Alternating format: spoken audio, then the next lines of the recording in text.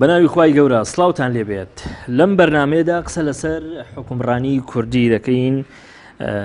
بە میوانداریەتی زۆر بەڕێز کاگە عەدنان کۆچەر چاودێری سیاسی هەروەهاواش بڕیارە کاکسەران عومەر ئەندامی پەرلەمانی کوردستان کە هێشتا نەگەیشتووە بە ئەستۆدیۆ ئەم بەڕێزەش لەگەڵمان بێت هەڵبەت بڕیار بوو لە ئەستۆدیۆی هەولێری پایتەختیش بەڕێز کاگە سەعید مەموزینی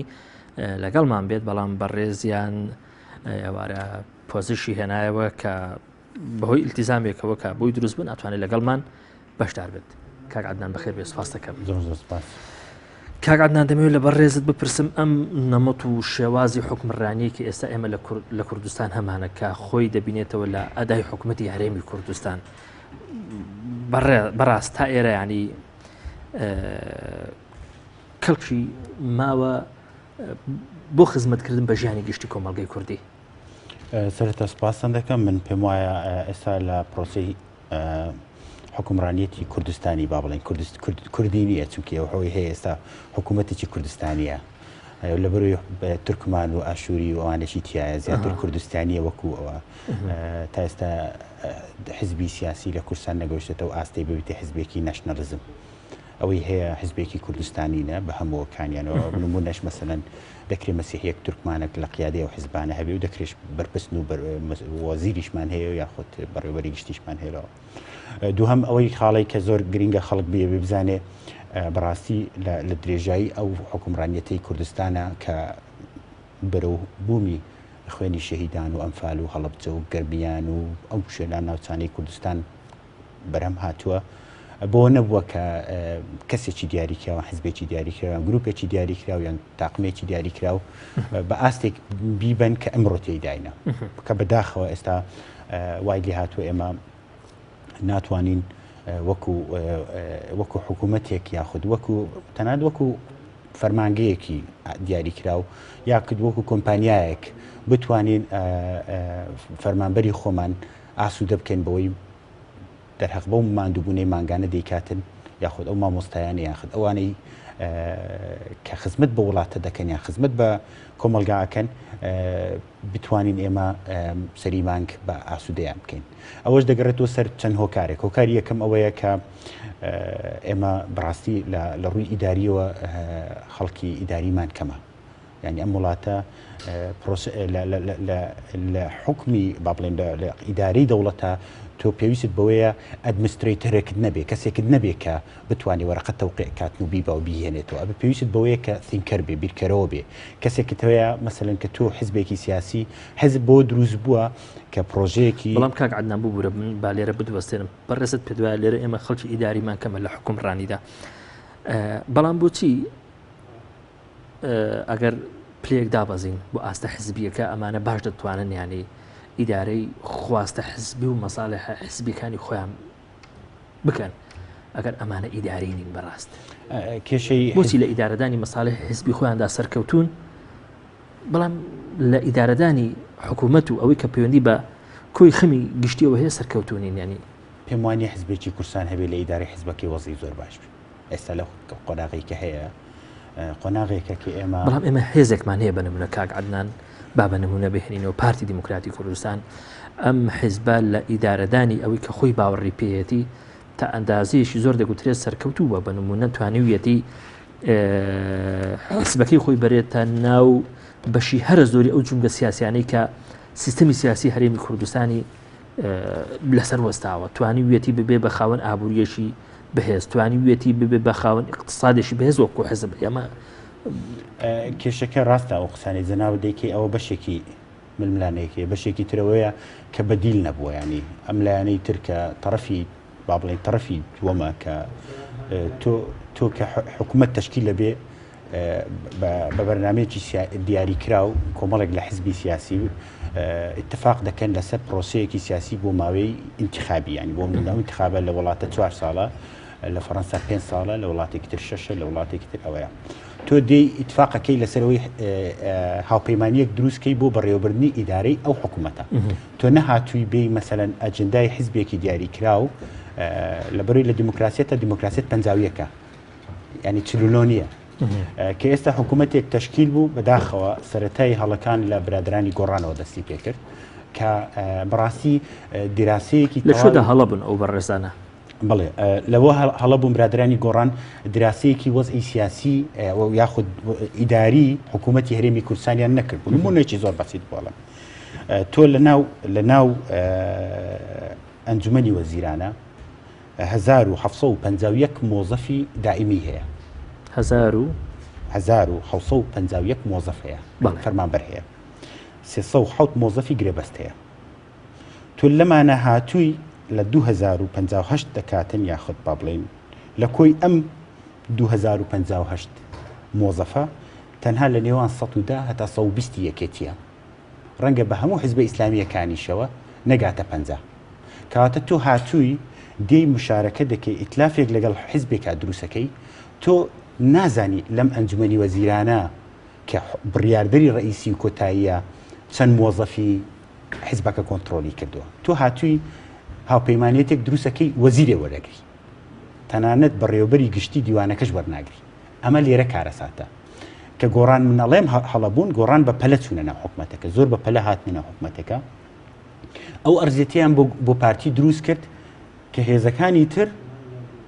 ناچار بوون یعنی هیچ مەجالی تریان تیانەما بوو بۆن منە مەسەلەن یەکەتی لە وەزع سیاسی خۆی ناچار بوو بێتە ناو هەڵپەیمان کۆمەڵ و یەگرتو ناچار بوون پاشی ینی ئەمە بە ناچاری وەزعێکی دروست کرد کە هاتن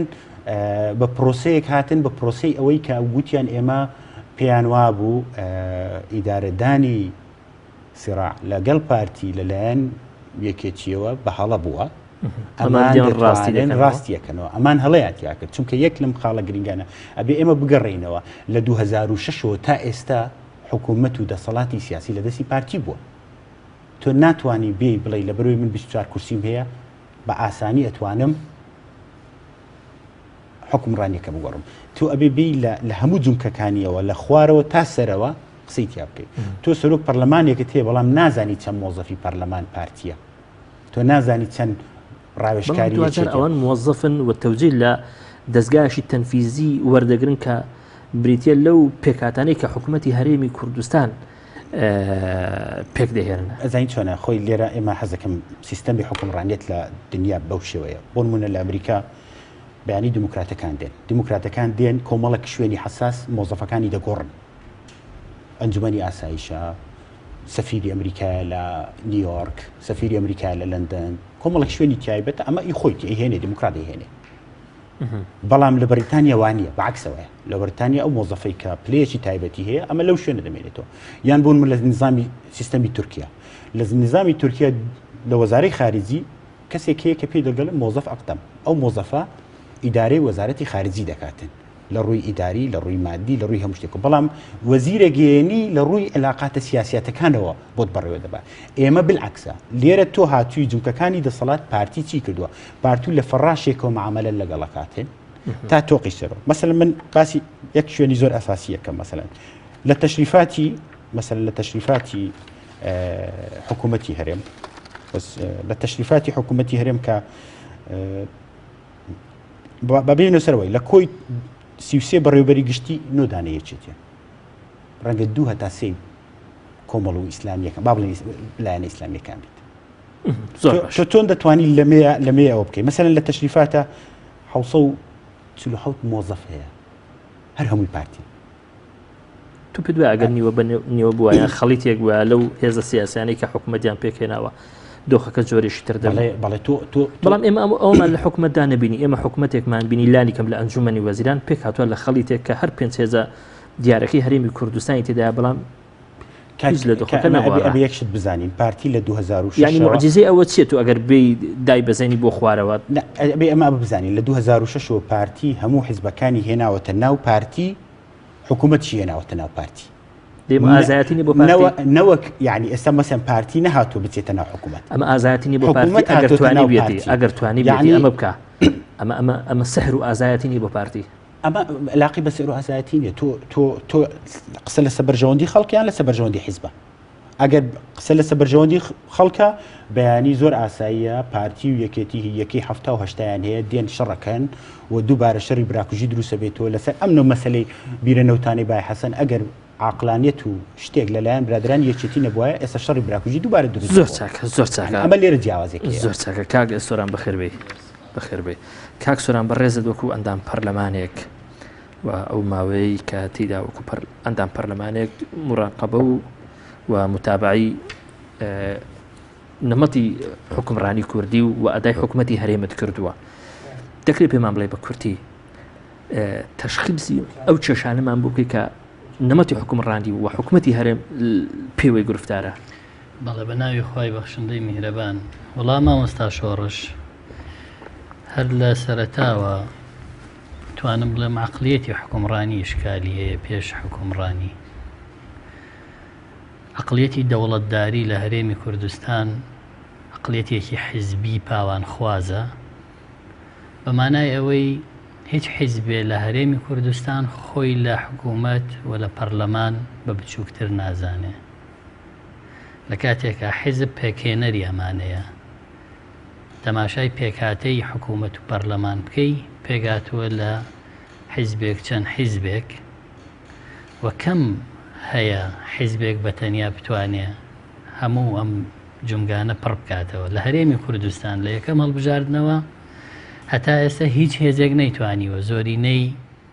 ڕەها بەدەست بێنێ و خۆی حکوومەت پێک بێنێ و ئەگەر ئەوە بوو مافی خۆیەتی چۆن حکوومەت پێک دێنێ خۆی زۆرینەی هێناوە وەکۆی لە تورکیا ئاکپارتی کردوێتی بەڵام لە هەرێمی کوردستان لە پێکێنانی کابینەی هەشت دەگەر تەماشا بکەین هێزێک 38 کورسی دێنێ بەڵام لایەنەکان مامەڵەی 56 کورسی لەگەڵەکەن بەداخەوەەوە هەڵەیەک بۆ بەسەر لایەنەکان تێپەڕیوە بەڵێ پارتی دیموکرات خاوەنی حکوومەت نەبووە تا ئەمان بچن ئیتلافی لەگەڵکەن ڕێکەوتنی لەگەڵکەن بۆ چوونە ناو حکوومەت پارتی خاوەنی جوگرافیا و واقعەکە کە تێیدا بەشەشی زۆری سیاست و هەروەها اقتصادی ئەم هەرێمەی خستۆتە بەردەست هەمومان نەزانین ئەو جوگرافیا و اقتصادی لە بەردەسێتی بەرهەمی شەڕی ناوخۆیە و بەرهەمی هێنانی دەبابەی دوژمنە تۆپ و تیاری هێناوە کاک سۆران هەر کەس هێنابێتی خیانەتی لەو میلەتە کردووە و هەر کەس هێنابێتی بۆ ئەو بووە نفوزی لەکوێ زیادکە دەسەڵاتی تاکوێ داگیرکە جاهی تورکیای هێناوە هی ئێرانی هێناوە هی باسی لە ناوچووی هێناوە حکومڕانێتی ئەمڕۆی ئێمە ئەو دەسەڵات و جوگرافیایی تۆیڵی بەرهەمی سیوێکی ئابەکە مەرگەساتێکی گەورەی بەسەر ئەم میلەتە هێناوە بۆیە ئەو نفوزەی کە هەیە ئەگەر نفوزی واقعی انتخابی بێ ئێمە هێزێکین لە 16 کورسیەکانی پەرلەمانمان هەیە بەڵام بەشداریمان لە حکومڕانێتی لە 0.1 ئەگەر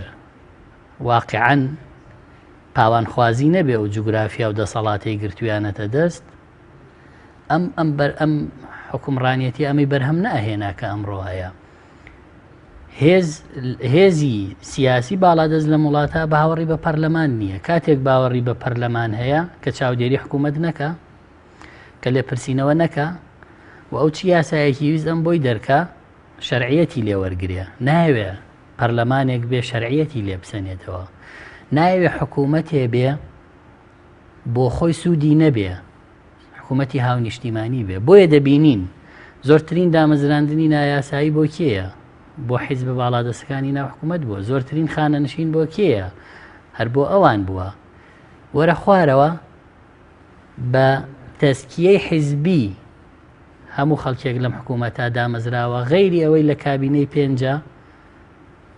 25,000 کەس بە فۆڕم وەرگیرە غەیری ئەوە تەسکیە حیزبی بووە سزای سیاسی بووە چاوسورکردنەوە بووە بەکارهێنانی امتیازات بووە ئەمە عەقڵیەتی حکومڕانی بووە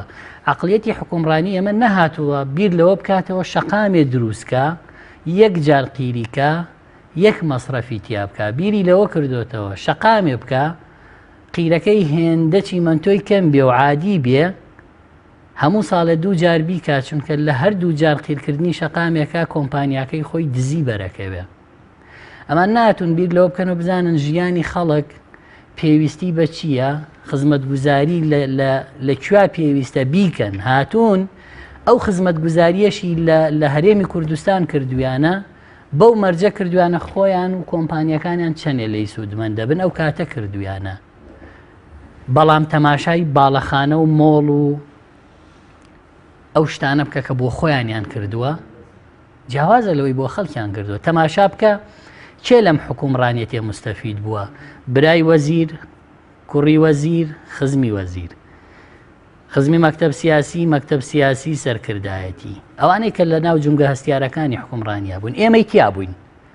فەرموەرن پێمان بڵێن وەزیرمان بەڕێوەبەری گشتیمان پەرلەمانتارمان چی مستەفید بووە لە بەشداری حکومڕانی بۆ گیرفانی خۆی و دەوروبەری بابی دەینە دادگا ئێمە لە دوو کابینەی ئەم حکوومەتە لە دوو ئیدارەیش وەزیرمان هەبووە بریکاری وەزیرمان هەبووە بەڕێوەبەری گشتیمان بوو هەتا ئێستا ڕۆژێ لە ڕۆژان کاغەزێ لەسەر گەندەڵی وەزیرێکی ئێمە و بەڕێوەبەرێکی گشتی ئێمە وەکیل وەزیرێکی ئێمە دەرنەچۆ بۆ چکە ئێمە بەفیعلی بۆ خزمەتی خەڵک چوین نەچوین بۆ ئەوەی کە لە پشتمانەوە کۆمپانیای خوێفرۆشتن بۆچی پەیوەندی بە فترێشی زەمەنی کورتەوە نیە لە ئەزمموی ئێوە لە ناو حکومداری زەمانە چییە ئەو فترە زەمەنی کە هاتوتە بەردەستی پارتی و یەکێتی کە فترێشی زەمەنی دوور و درێژە کە لە 92 دەست پێ دەکات تا ئێرە ئەم فترە دوور و درێژە کە ئێوە تێدا ئەگەر بە فعلی بەشداری دەسەڵات بووبان ئێوەش بەشێکە نەبووبان لەوەی کە لە ئێستادا ئێمە دەیبینین ئێوەش کوڕی ئەم کۆمەڵگەیانی من مامەستا شۆڕژ ناتوانم بڵێم ئێمە ئەگەر ئەو جونگە هەستیارانە لە سەرەتاوە بە ئێمە وایە چۆنە بوو نازانم و ناشتوانم زەمانەتیوە بکەم بەڵام ئەم نموزەجەی کە ئێمە پێشکەشمان کردووە ئێمە وەکیل وەزیری ناوخۆمان هەبووە وەزیری دادمان هەبووە وەزیری ئەوقافمان هەبووە وەزیری کشت و کاڵمان هەبووە وەزیری ژینگەمان هەبووە ئەم وەزارەتانە وەزیرەکانیانمان هەبووە و لە پاش ئەوەش ئێستا لەم کابینە بە وەزیری تاینکرا و بەشداریمان کردووە ئەوەی مامۆستا ئەدنان وتی لەو پێکهاتەیە کە حکوومەتە بە 25 ساڵ بەبێ ئێمە بەم شێوە نایاسایی و ناشەرعیە پڕ کراوەتەوە خۆ ناکرێ ئێمە بین ئێستا بڵین ئادەی وەزارەتی کوشت و کاڵ کە ئێمە بەدەستمانە فەرموو هەرچی فەرمانبەری تایە و بەڕێوەبەری گشتی تایە بۆ ماڵەوە کۆمەڵی ئیسلامی پڕێکاتەوە ئێمە ڕەخنەمان لەم نەریتەیە ئەبێ خەڵک لەسەر کەفاعەتی لەسەر توانایی لێهاتووی بەشدار بێ لە غەیری پۆستە سیادیەکان پۆستە سیادیەکان بێن بەش بکرێن بۆ جێبەجێکردنی بەرنامەی ئەو زۆر باشە کیانە ئەو لایەنە ئەمە نەکراوە لە هەرێمە زۆر چاکە کاک عەدنان کاکسۆران پێی وایە کە گرفتی گەورە لە عەقڵی حکومداریدا هەیە لە هەرێمی کوردستاندا بەڵام حەز ناکەی گرفتێکی تر هەیە پەیوەندی هەیە بە عەقڵی چۆنیەتی مامەڵەکردن بنمونە لەگەڵ پارتی دیموکراتی کوردستان پارتی دیموکراتی کوردستان کە لە واقعدا 38 کورسی هەیە چۆن هێزەکان یا بە چ عەقڵێکەوە مامەڵەی هێزێکی لەگەڵدا دەکەن کە 2000 وەکو هێزێکی 56 کورسی لە واقع لە ناو جومکەکانی دەسەڵات لە حکوومەتدا دەربکەوێ من پێم وایە کۆمەلگای کوردی لە درێژایی مێژوو ئەگەر سیر بکەین کۆمەلگایەکی زۆر محافظکاری خاوێن بۆ یعنی دایما خەڵک ڕێز و تەقدیری بۆ باوکو بۆ ڕئیس عەشیرەت و بۆ دێ و بۆ چێخوا و بۆ مەلای مزگەوت و هەش مامەڵان لەگەڵ پارتی کردووە هێزە سیاسیەکان ئەمە لە ڕووی کۆمەلگام پێم وایە کۆمەلگایەکی سەلیمە خاوێنە کۆمەلگاکەمانەوە پیس نییە کۆمەلگاکەمان هەندێک جار معاناتی بینی و کۆمەلگایەک بووە ئەم فال کراوە کیمیا باران کراوە تیرۆر کراوە دەیان ئافرەتمان اختصاب کراوە إلى آخره هاتووە هێزێکی سیاسی بە ناوی کوردونەتەوە و دەوڵەت و نازانم چی لە بابەتانە هاتووە میدیایەکی زەبەلاحی گەورەی لەبەردەستە پرۆپاگاندایەکی زۆر باش ئەتوانێ بیکاتێن کۆمەڵێک فەریکە ڕۆشنبیری هێناوە دێن ڕۆژانە تەرویجی ئەو مەوزوعانە ئەکەن یعنی ئەمانە دێن خطاباتی شت دەکەن بەدەیان ڕۆژنامە و گۆڤار و شت بڵاوەکەنەوە لە ناو زانکۆکانە لە ساڵی دووەم و سێمەوە ڕێکخراویان هەیە لە خەڵکەکانە گەین ئەگەر تۆ ئەم حیزبەی من نەبی تۆ یەکەمی زانکۆکەش شوێنت نابێتەوە دەرس وەرە هێزەکانی تر لە دەرەوەی پارتی ئەمان فریشتن و بە زۆری شتر مامەڵە دەکەن ئێمە نهاتوینە بڵێن چێ فریشتەنی علاقی بە فریشتەبوون نیە علاقی بە سیستەمێکەیە حکومڕانێتێکەیە کە ئەوڕۆ بەداخەوە ئێمە کێشەیەکمان هەیە کاک شۆڕش ئێمە ئەگەر شەڕی داعش نەبووایە ئەم وەزعوهانەدا بەڵام پێشتر شەڕی داعش نەبووە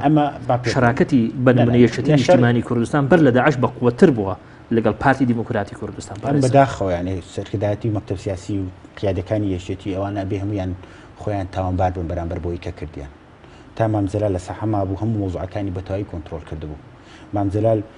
لە بەغا بوو کوردایەتی بۆ مەسەلەکان دەکرد مامزەلال بە لەحزەیەکە لە ئیبراهیم خەلیل داهاتۆ شەڕی براکوژی هەڵ دەکرد یعنی بەداخەوە تۆ من نامێ هەندێک بەڵام دەگوتر لەسەر حسابی ئەو کوردایەتی کە مام لە بەغدا کردوێتی ئێستا کاک مەسعود سەرۆشی بە سەرۆشی هەرێمی کوردستان ماوەتەوە بە 2000 بەڕێزم نە پارتیش و نەیەکێتیش و نە ئیسلامیەکانیش و نە گۆڕانیش تا ئێستا نەیاوتوێمە عێراقینی قسەمان لەسەر عێراقی بوو نییە کەسیش نەیوتوە لەسەر نەتیجەیەکە نەتیجەکە زین چۆنە تۆ ئەمری واقع کە لە نەتیجەی چوونی مامزەلال بۆ بەغدا و فرامۆشکردنی دۆخی ئێرە ئەمە قسەی خەڵکە یعنی مە قسەی چاودێرانە یعنی نازین چۆنە تۆ حالەتێکت بۆ دروست بوو حالەتێکە زۆر یعنی زای چۆنە وەکو وابیتن چۆن لە جادێ گەڵی دەڵی وان وێ یەک ڕێە ڕێی تریتیانە ئیتر کابراایکیش لە سەری زادەکە وەستاوە ئەوی بێتن ینی ڕووتی نەکاتەوە دەیکوژیتن حەلی ترین ینی پارتی ئاوا مامە لەگە خەڵک دەکە پارتیاتوە لە سەری زادەکە وەستاوە بڕنۆیەکی دانەوە یان ڕوتت دەکاتەوە ئەتکوژێ یانی شەبێ بە ئەوە بکەیت مەسەلەکە علاقەی بە ئەوە هەبووە پارتی ئیسیفادەی لە هەموو ئەو پرۆسە سیاسیانەی ناوچەکە کرد ئەک پارتی کە هاتە حکم لە تورکیا و با بڵێن نیو لیبرال ثینکین کە ئایدۆلۆژیایەکی نوێ بوو لە بینی ئیخوانی عالەمی و دموکراتەکانی وەسەط با بڵێن چەپە وەسەطەکانی عالەمی و لەگەڵ لیبرالەکان کە پێیان دەگوترێ خاوەنی ئۆڕنج بووکیان پێ دەگوترێ ئەوانەی کە کتابە ئۆڕنجەکە نارنجەکە خوێندنەوە ئەمانە هاتن لەسەر ئەساسی ئیسیفادەی کۆمپانیا ئیشیان کرد مهم نییە کۆمەلگا چیە ڕەنگی دینی ینی لای ئەمانە دین و قومیەت و شتانەنی لای سەر ئەمانە قیمە قازانج هەیە ئەمانە هاتن لە تورکیا حکمی ئەو وڵاتیان کرد بەرەبەرە مەسەلەن هاتن سیستەمەکەیان بۆ نمونەیەکی بۆ نمونە لە تورکیا ئێستا من زۆر ڕەفیقم هەیە لە ئەنجومەنی وەزیرانیان لە وەزارەی خارجی ئەڵێ کاکە من لە زانکۆ بێکەوە بووین ئەڵێ کە ئەک پارتی هات بۆ نمونە مەلایەکی ئەک پارتی هێناوە کردوویەتی مۆزف لە وەزارەتی ناوخۆ یان لە وەزارەتی دەرەوە یان لە ئەنجومەنی وەزیران بە مروری زەمان ئێستا مۆزەفە بۆتە مۆزەفێکی گەورە لەسەر ئەساسی کەفاانەی هێناوە پارتیش بە هەمان شێوە مامەلەی کردو ئەمە بەشێک بەشی دووەم ئەو کارەساتی بەسە سونە داهات لە عێراق لە بەرژەوەندی پارتی تەواو بووە یعنی بێعەقلیشی بەرامبەر بە سونە و نە ملتەزمی سونە و نەبوونی قیادەیەکی وازح لە ناو سونە بە بەرژەوەندی پارتیشکایە بۆ بە بەرژەوەندی پارتی دەشکێتەوە بۆ بە بەرژەوەندی یەکێتی و کۆمەڵ و یەکگرتو و گۆڕان ناشتێتەوە ئەزین چۆنە من ئەمە زیرەکی و وەهۆشیاری و ئامادەیی پارتی نییە لەسەر ساحەکە بڕێز من حەزەکەم شتێک بجێرمەوە بۆ مێژەوە ئەوە مەسلەیەک نییە من ماستاو بۆ تەلەڤیزیۆنەکەتان بکەم جارێک من لە ئەردەن بووم برادرانی هەیە عولەما مسلمینم بینی 2 ساڵ بە لێستا دانیشتین دکتۆر مسەناوانە بتیان کاک بەسە علی باپیرە ناسین وشتانە هەر بە نوکتەیەک باسی کرد وتی کە علی باپیر بەس باسی دینی کرد باسی تجارەتی نەکرد یعنی وەکو نوکتەیەک هات بەڵام ینی هێزێکی تری سیاسی وا ناکات چێ مەسەلەن ئەچێ لە ئوردن لەگەڵ مەسەلەن بۆ نمونە لە ئاوارەکان سلێمانی لە سنووری دەسەڵاتی بڵین زۆنی سەوس 300,000 ئاوەری عەرەب هەیە پارتی توانیوێتی بچێت لە مەلیکی سعودیە پارە وەگرێ بڕ $1 ناتوانانی سەرفکەی ئەگەر ڕێکخراوی بارزانی تیانەبێ ڕوانگەی تیانەبێ ئەمە علاقی بەچێ علاقی بۆیە لەگەڵ کۆمەڵێک لە قیادەکانی سونە ئیتفاقێکی عسکەری بڵێن ئیتفاقێکی توجاری کراوە هەموو مەسلەکانی کە خزمەت بە ئاوەرەکانی عەرەب دەکات لە بەرژەوەندی پارتی یەکێتی نەیکردووە یان یەکێتی نەیکردووە باوەڕی پێ نەبووە ڕەنگەی هەستی پێ نەکردبی من علاقەم نازانم ئەمە بێ بخۆیان بڕی وڵامی ئەو مەسەلە بدەنەوە بەڵام تۆ لە سلێمانیە 6,000 خوێندکاری عەرەبی هەیە بەڵام لە هەموو سلێمانی خەمیس خەنجەر 2 مەکتەبی کردوتەوە بەڵام لە هەولێر ڕەنگە 15 مەکتەبی هەیە لەگە بۆ خەریکی زانکۆیەکیشە خەمیس خەنجەر پارەی هەموو خەلیجێنێ لە هەولێر بە سەتان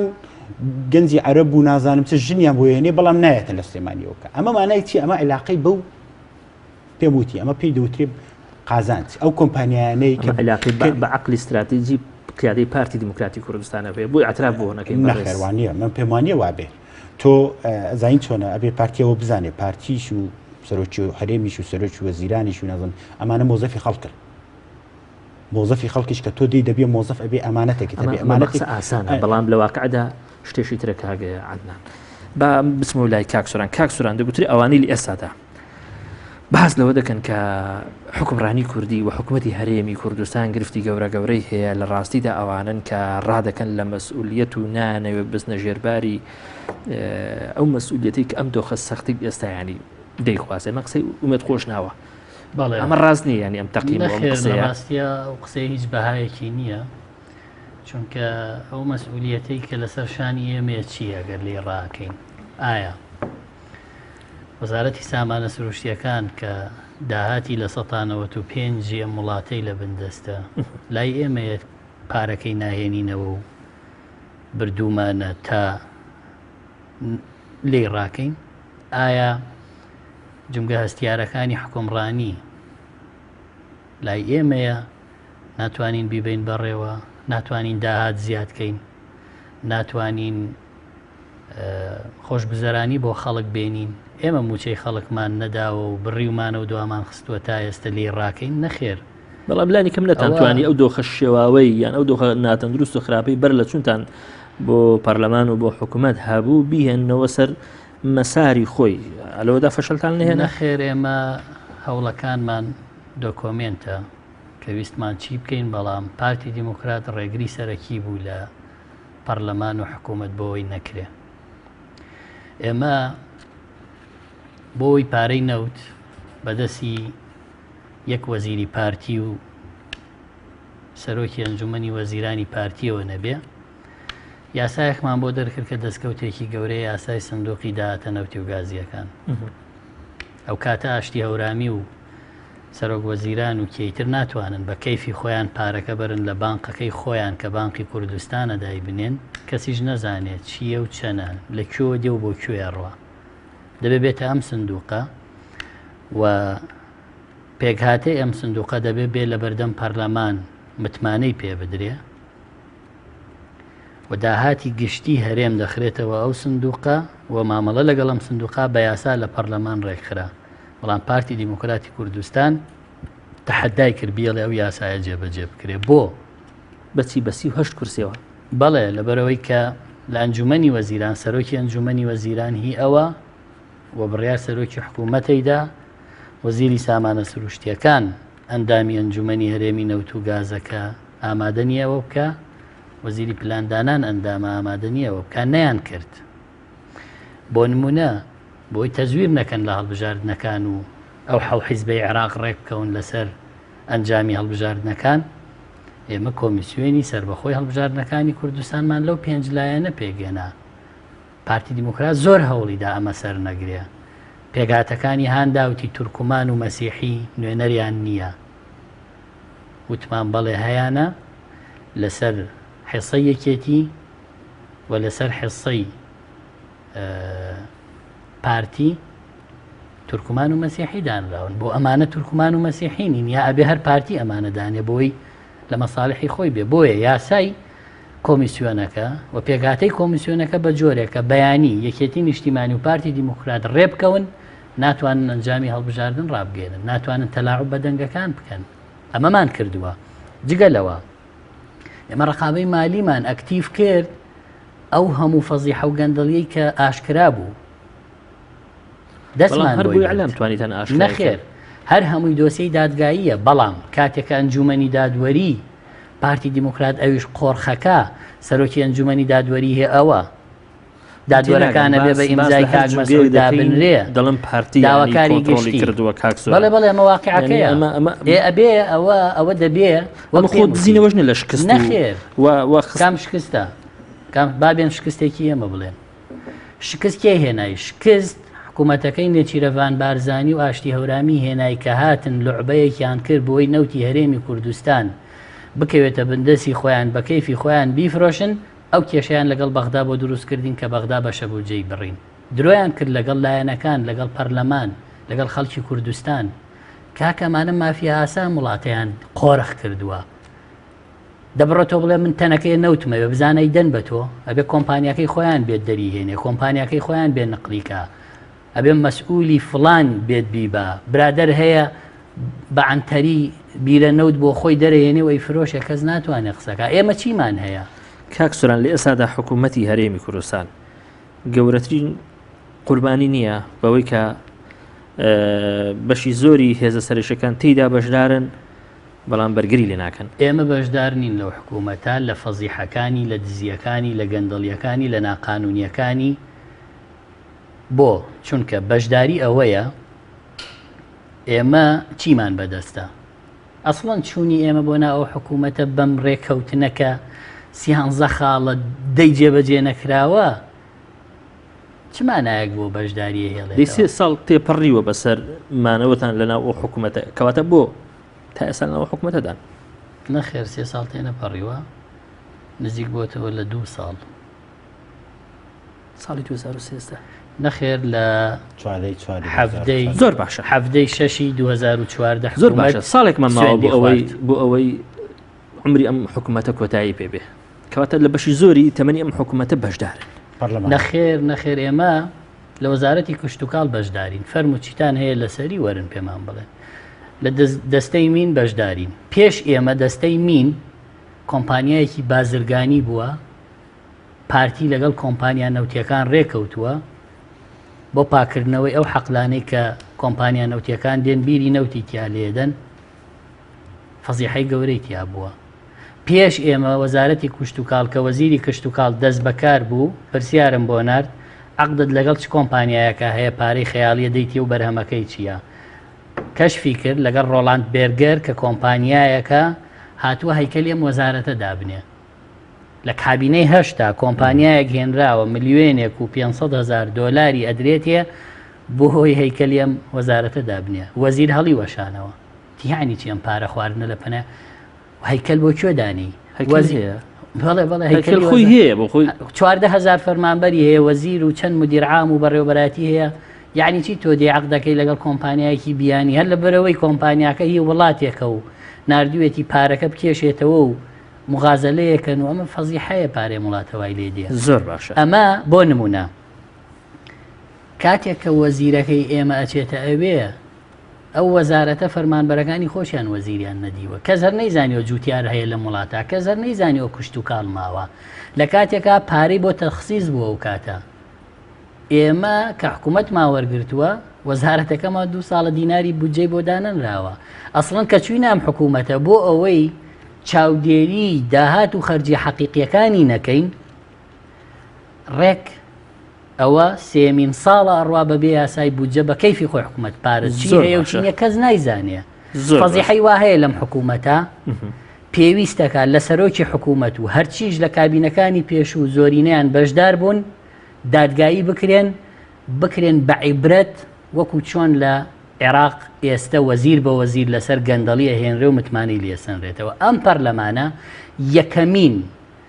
لێپرسینەوە و پرساندن وەکو ئەوەی بەرامبەر خالید عوبێدی و شارزێباری لە عێراق کرا من لە فراکسیۆنی کۆمەڵ ئیسلامی کردومە بەرامبەر ئاشتی هەورامی نەسەن پێیوتم یەکەم جارمە لە عومرما تەبلیغی محکەمە و دادگام بۆ دێت لە پۆلیسەوە ئەویش ئێوە کردوتانەوە خودی تۆ بەرامبەر من کردوتە ئێمە پەرلەمانەمان بەرەو ئەوە ئەبەر چکە ئەوان ویان نەزانی هەدەفیشانەوە بوو بە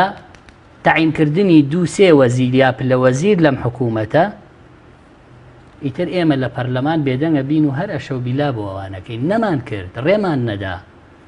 وە زۆرینەیانمان داوە بە دادگا ئێستا دادوەر و دادگاکان ئازادن تا ئێرە بەڵێ تا ئێرە ئازادن ئەوانەی کە ئێوە داوتانن بە دادگا وە ئازادن بەڵام خۆی ئێمە هێزی سیاسی مەدەنین و پەرلەمانیش هێزی مەدەنیە ئەوەی کە دەبێت جێبەجێی بڕیارەکانی دادگا بکە هەر خۆیانن دەست چۆن دزەگرێ زۆر باشە دز ناگرێ گەندەڵە پارێزیە زۆر باشە کاک عەدنان دەگوترێت لە ئێستادا ئەوانەی تەپڵی جەنگ لە دژی حکوومەت و ئەو شێوازی حکومڕانیە لێدەن لە هەرێمی کوردستان ئەوانن کە ڕەنگە لە پشک و لەو بەشداریە مادی کە لە ڕێی چڵکەکانی نەوتەوە لە ڕابردوودا دەستیان دەکەوتە نزیک دەمانێک لە ئێستادا دەستیان نەکەوێت با ڕوونتر بڵین یەکێتی نیشتیمانی کوردستان بە نمونە تا ئەو لەحزەیەی وەکو شەریکێکی باش بە تایبەتی لە مەلەفی نەوت پرۆسی ناردەندەرەوەی نەوت و دابشکردنی داهاتەکان لەگەڵ پارتی بەباشی بەڕێوە چووە قسەیان نەکردووە بەڵام ئێستا قسە دەکەن چونکە لە دابشکردنەکەدا گرفتێک هاتووە پێش. من پێم وایە ئێستا یەکێتی خاوەندداری هەیە جاران پاشی مام جەلال لە فترەی دوای مام جەلال هەتا ئەو لەحزەیە ئێستا باسی مەقسەی من نییە مەقسەی بەشێکی دیاری قیادەی یەکێتی خۆیانە ینی بەڵێ من پێم وایە لە دوای مام جەلال هیچ سەرکردەیەکی یەکێتی لە مەکتەب سیاسی بێتن یان لە نازانم چی بێ نەیتوانی ڕۆڵێکی سەرکردە بجێڕی و نەیتوانی نوێنەرایەتی ئەم قاعیدەیە ئەم هەوادارە ئەو هەموو شەهیدە یەکێتی بکاتن و هەر مۆزەفێکیش بەداخەوە کە ئیدارەی با بڵێن گفتوگۆیە سراع نازانم چێ لەگەڵ پارتی کردوێتی بە شێوەیەکی ناپرۆفشناڵانە کردوێتی بە دۆڕای هاتووە بە زەرەری خۆی گەڕاوەتەوە هەندێک جاریش بەوە هاتووەتە پێشەوە کە ئەمە یەکشت لەبیر نەکەین ئێمە لە شەرق ئەوسەد دەشین لە شەرق ئەوسەد شتێک ناوی اتفاق بە یاگەدار بە هیچ شتێک لە اتفاقا نیە ئیسرائیل 2000 قەراری متحیدەی لەسەر زیاتر لە 1200 قەراری ئەم لەسەر ئیسرائیل تەطبیق کردەوە یەک قەراری تەطبیق نەکردووە هەر شەشی پێدێ شتێک نییە لە منتەقەیە نابێت تۆ بەڕاستی ینی ئەمن بۆ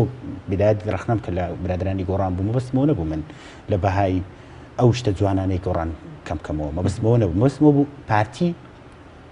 ڕێک وەکو ئیسرائیل مامەلە لەگەڵەکە نمنەتی بە اتفاقا نمنەتی بە نازانم چییە نمنەتی بەوە هەیە بەڵام چۆن ئەمە بۆ پارتی بە ئاسانی دەچێتە سەر زروفەکە وایە کاکەوە تۆ چیەکە ئێستا فەرمودی لەسەر بای حەسەن یەکێتی ئەتوانێت بەدە دەقا پارتی دەبکە لە کەرکووک هەر کەرکووچیەکان پێشمەرگە کۆنەکان چەکدارەکان ئەتوانن بە سەعاتێ پارتی لە کەرکووک دەکەن قسەمان لەسەر دەرکردن بۆ قسە دەکەین لەسەر ئەو عەقڵەی کە خێرا پارتی دەجوڵێنە لە دوای ڕۆیشتنی کاک شۆڕشتۆ ئێتۆ عراقیەکان تا بچێ دەست بەسەر ئەم دوو چێلگەیەدا بگرێ بۆ ئەم عەقڵە لای یەکێتی و قیادەی یەکێتی ئامادەنیە لە کەرکووک لە کاتێکدا ئەوان خۆیان بە خاوەنی کەرکووک دەزانن بەڕێز قسە لەسەر ئەوەیە ئەزانین چۆنە کاک شۆڕشتۆ هاتووی لەگەڵ بۆ دەبێت پارتی لە هەولێرەوە بیر بکاتەوە لە چێلگەکانی بای حەسەن بەڵام یەکێتیەکان لە کەرکووک نەتوانن ئەمە دەگەڕێتەوە سە مەسئولەکانی یەکێتی بەڵام من یەکش دەڵێم پارتی هاتووە زۆر بە ئاسانی ئینقلابی لەسەر دموکراسیەت کردووە پارتی هاتووە پەرلەمانی داگیر کردووە پارتی هاتووە حکوومەت سەرۆکایەتێکی بۆ خۆی فەرز کردووە پارتی هاتووە هەموو مەلەفەکانی گەندڵی و دزی و نازانم چی بەشی شێر بەسەروی دەکەویتن ئەم کابینەیە کاکسۆران باسی کرد یەک تەوقیع لەلایەن کەسێکەوە نەکراوە 1 دینار دزرا بیتن خودی سەرۆکی حکوومەت هێرم تاوانبارە بەرامبەری جێگرەکەی نا چونکە جێگرەکەی هەموو دەسەڵاتەکانی لە خۆی کردەوە ئێستا ئەوەی کە دەسەڵاتی جێگرەکەی بەڕێوە دەباتن بەڕێوەبەری دیوانە نێچیروان ئەحمەد ینی ئەم وەزیرانەی کە ئێستا وەزارەتی ئەویان دەکەن بە گۆڕانەوە بە ئیسلامیەکان تۆ بە یەکێتی تۆ ینی ئەدمنستریتەنە بەیانی دێن ئەو وەرەقانەی دێتە پێشیان ئەوەی تۆقیعی دەکەن ئەوەی دەکەن هیچی تر علاقەی بەوە نییە بەڵام تۆ لێرە چیەکەی فەرمودی پارتی جەوێکی وای تەهیە کردووە زۆر ئاساییە ئێستا پارتی خۆی بڕیاری دوو ئیدارەیدایە کەمە باسی ئەوەمان کرد لە لێوان 2100 مۆزەفی نازانم فلانە شوێن و فلانە منطقە کە 180 پارتیە ئۆتۆماتیکیان دەتوانین 120 بۆ پڕکاتەوە پارتی زۆر پێی خۆشە ئێستا یەکەتیش و کۆمەڵیش و یەکگرتوش لە حکومەت بێنە دەرەوە و دوو ئیدارەی دروست بیتن و زۆریش پێ ئەسا فەرمۆ بازگەکانی دروست کردوەوە بڕۆ لەم سەری حاجی ومەرانەوە بڕۆ هەتا لە بازگەکانی شەڕی براکوژی دروست کراوەتە زۆر بە ئاسایی ینی پارتی هەموو ئامادەکاری کردووە بڕۆ بە دێگەڵەدا دەڕۆی با بڵێن سماقولیدا دەڕۆی ئەو کۆمپیوتەری لێداناوە چێکت دەکاتن بە نازان دۆری ئالانەدا دەڕۆی لێداناوە یعنی پارتی خۆی ئامادە کردو پارتی ئێستا تەرکیزی هاوشتوتە سەر سەهل مووسڵ ئەوێ لە مووسڵ ساحلی ئەو ئەیسەر و عێنزالە و منطقەی ئەوە بخاتە بکاتە کانتۆنێکی بۆ تایبەت بە خۆی و مافی خۆی نییە خۆی ئامادە بکە بە ئەو پێشهاتانی کە دێنە پێش بە تایبەتی کە لای ڕوونەکە کۆمەڵی هێز هەن لە موامەرەکردن لە تیژی پارتی دیموکراتی کوردستان کەس موامەرە لە پارتی ناکە کەس باوەڕکەن یەک کەس لەم کوردستانە باوەڕی بەوە نیە موامەرە لە پارتی بکە خەڵکی کوردستان لە پارتی ئەپارڕێتەوە ئەڵێ کاکە ئێمە ئامادەین ڕاتبمان مەدێ پێشمەرگە 4 مانگە لەسەوەدانێ بەس ئەڵێ با بە ماڵمان تێکمەدا خەڵک مۆزەفێک کە ئێستا مامۆستایە نازانم چییە ماڵی خۆی ئەفرۆشێ وەزعێک تەحمل دەکە لەسەر ئەوەی ئێمە شەڕی براکوژیمان دیوە پارتی زۆر بە ئاسایی دوو اختیاری هاوشتەوەی یا ئەوەتە من ئەتکوژم یا تەسلیمم بە یان تەسمیلم بەیان ئەتکوم یان حەلی تری بۆ نەکەوە لەوانوەیەک ڕاوەستا و بەرامبرت بڕنۆیەکی داناوە ڕوتە دەکات و هیچ حەلی ترت نییە لەوە کێشەکەی پارتی ئەوەیە بەڵام هەموو ئەو با بڵێن ناوچەکە لە بەرژەوەندی پارتی تەواو بووە ئاک پارتی لە بەرژەوەندی پارتیە چونکە ئەوە تا ئایلەی با بڵێن ئۆردوگان زاوایەکەی کوڕەکەی لەگەڵ ئاشتی هەورامی جەماعەتەکەی اتفاقیان هەیە یعنی ئەوە تا مەسەلەن عێراق داوا ئەکاڵی کاکە ئێمە 550 بەرمیلم بدەنێ من 170 بۆ دەنێرم پارتی 600,000 بەرمیلی ژەفرۆش هەر ناتوانێت 170 تابین کاتن بەڵام بۆ لەبەرەوەی بە نەوتەکەی هەرزان فرۆش کردووە دێیتە سەر ئەوەی تۆ بڵێ ئەو خەڵکە پارتی چۆن بۆی چستەرەوە لێرە مەسەلا وەکو لە هەولێری ئەمە پێ دەڵێن ئەنتەریات نییە مەسەلا ئەوە نییە مەسەلا هەندێک شت هەیە خەڵک تەمەنی گەوشتوتە 50 ساڵ بە مامۆستایەتی و بە عەزاب و نازان چه خانوویەکی بۆ خۆی دروست کردووە سیارەیەکی بۆ خۆی کڕیوە ناوێت دووبارە ئەوەی کە دروستی کردە تێک بچێتەوە باوکێک مناڵێکی هەیە ناوێت دووبارە تووشی مەسەلەکە بێتەوە بەڵام بێویژدانی بێزەمیری بێ مۆرالی شعور نەکردن بە مەسلەی نەتەوایەتی بە مەسلەی دینی بەسلێ ئەو وای لە پارتی کردووە کە بێ بە ئاشکرا بڵێ من ئاواتان لێ یەکەم فەرستان لەسەرەکەم پارەتان نەخۆم دزیتان لێ یەکەم معاشتان نادەمێ دەرەجێ وەزیفیتان نادەمێ ئیلە ئاخرهەیە ئەوەیە زۆر کاک سۆران هەز ناکەی لە شێوازی تەشخیص و مامەڵەکردن لەگەڵ ئەو گرفتانەی لە هەرێمی کوردستاندا هەیە زۆر ئینتیقائیانە مامەڵە دەکەن بنمونە باس لەوە دەکەن کە یەکێک لە کوڕەکانی سەرۆشی هەرێم وابزانام لەسەر ئەوە داوایەکیش لەسەرە کە مامەڵە دەکا بێشێک لە چێلگە نەوتەکانی سوزانم هەرێمی کوردستان یا بڵێم عێراق بەڵام لە هەمان کاتدا بەرپرسی تریش هەیە قسەی ئەوەی لەسەر هەیە کە نەوتی گەرمیان سوزانم ئاودوی دەکات دەیفرۆشە هەر شتێکی تر زوم لەسەر کوڕەکەی سەرۆشی هەرێمە بەڵام زوم لەسەر ئەو بەرپرسەی گەرمیان نییە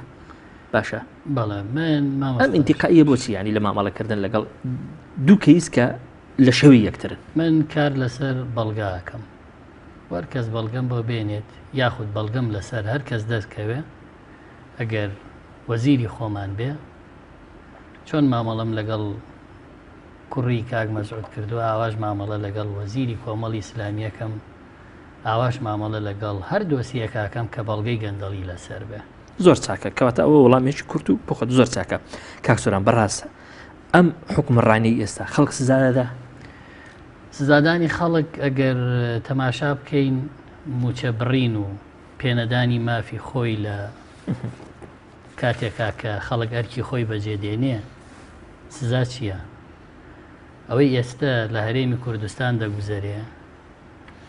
تونترین سزایە بەرامبەر بە خەڵک و لە سزا تێپەڕیەوە بۆ بە ئیهانە و بێڕێزی لە کاتێکە خەڵک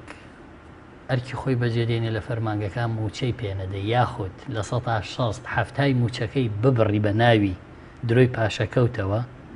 ئێمە لە ساڵی 2003 بۆ 2014 جیاوازی موچەی سلێمانی و هەولێر کە لە دوو ئیدارەی یا دروست بوو کاتێک کە نزیکیان کردەوە لە یەک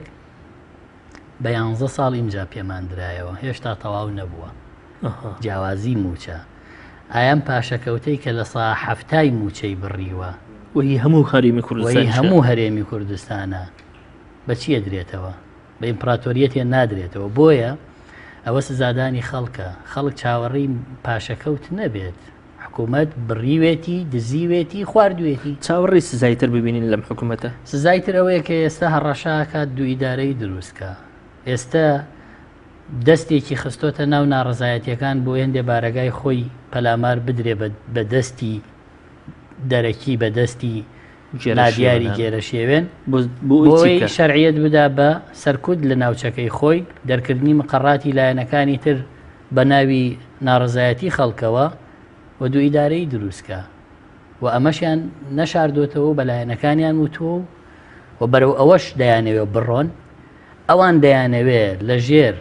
بەڵێنە درۆینەکانی ڕێکەوتنی بەشداری حکوومەت دەرچن. ئەوان تەوافق و ئیتفاقیان جێبەجێ نەکرد. ئەوان کارنامەی حکوومەتیان خستە ژێر پێ. ئەوان درۆیان لەگەڵ لایەنەکان کرد کە هاتێک ئیمزای ڕێکەوتنی ئیمزایان کرد بۆەوەی کە لەگەڵ لایەنەکان حکوومەتێکی بنکە فراوان بەرن بەڕێوە. ئەوان کێشەیان لەگەڵ حکوومەتی عراقی بۆ دروستکردین بەشە بوو جەمان بڕا لەبەرچی لەبەرەوەی کۆنتترۆلی نەوت هەر لە دەستی خۆیان بێ. عەقدی 50 ساڵەی نەوتیان کردووە، نەوتیان دزیوە، کۆمپانیای نەوتیان هەیە، ڕاز ناکەن لەگەڵ داتاکانی کە بڵاوێکەنەوە. نەوتی وڵاتیان تاڵان کردووە، نەوتی کەرکووک بایی 11 میلیارد دۆلاریان دزیوە. تەحەدایانەکەم بێن بڵێن وانە 196 بیرە نەوتیان لە هاڤانە و بای حەسەن دەست بەسەرا گرتووە. هەموو ڕۆژێک لە شەڕی داعشەوە لە مانگی حوتی 2014ەوە کە دەستیان بەسەرا گرتووە. ئەو ڕۆژەی دەستیان بەسەرا گرتووە 295,000 بەرمیل ڕۆژانە بەرهەمی بووە، بەڵام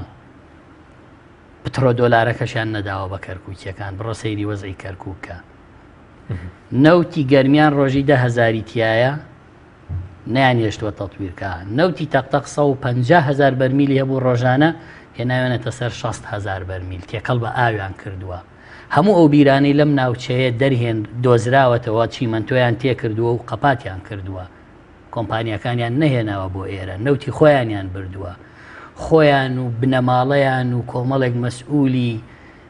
نازانم ناوی بنی شەریکە سەرچەکەی پارتی لە چی و بتانیاڵێ ئەم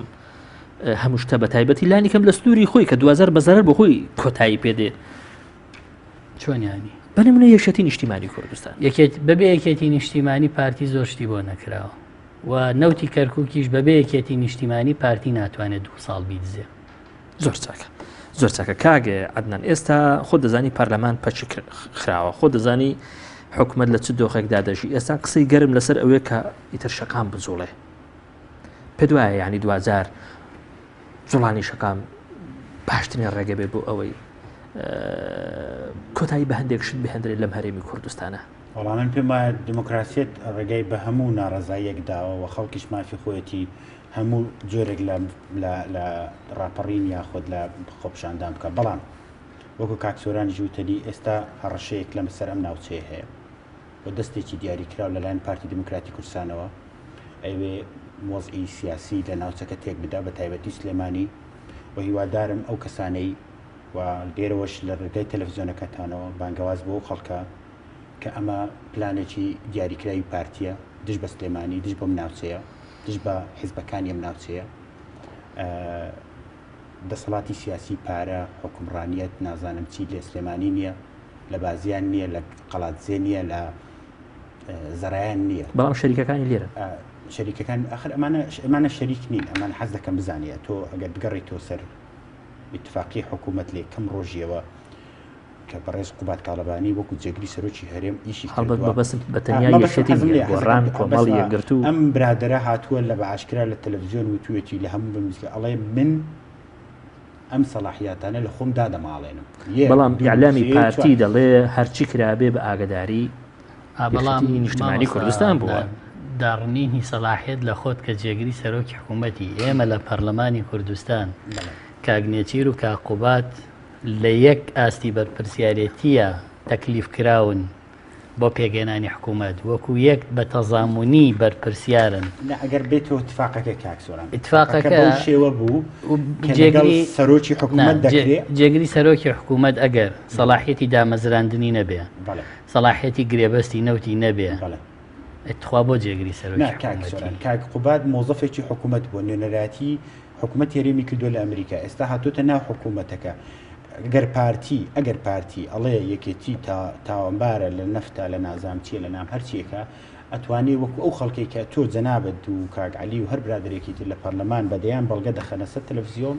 دەیخەنە سەر بەدرای گشتی فەرموو با پارتی بێ بڵێ لە فلانە ئیتفاقیەی فرۆشتنی نەوتی فلانە شوێنی ئەمە تەوقیعی یەکێتیە. زۆر ئەگەر پارتی بێ بڵێ فەرموو لە فلانە شوێنی نەوتی دزینی نەوتی کەرکووک فەرموو ئەوە ئیتفاقی یەکێتیە. ڕەخنەکە ئەوەیە کە تۆ بۆ بەمە ڕازیت دەبێت جێگری سەرۆکی حکوومەتی بە سزادانی ئەم ناوچەیە ڕازی نەبی، بە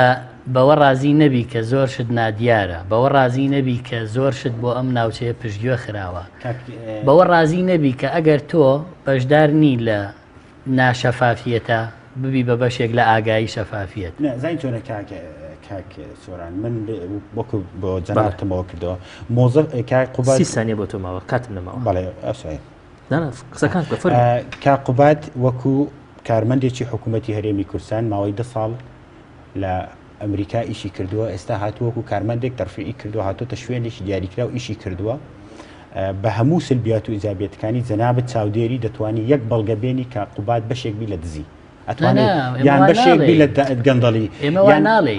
ئێمە ئەڵێن مامۆستا عەدنان ئەڵێن جێگری سەرۆکی حکوومەت بەقەر سەرۆکی حکوومەت سەلاحیەتی هەیە نەدەبوو کاقوبات ڕازی بێ بەوەی ئەم دەسەڵاتانەی نەبێ، دەبوو بیبێ، دەبوو هەی بێ. پارتی داوای شەڕەکە تۆ چیەکەی لەمە شەڕ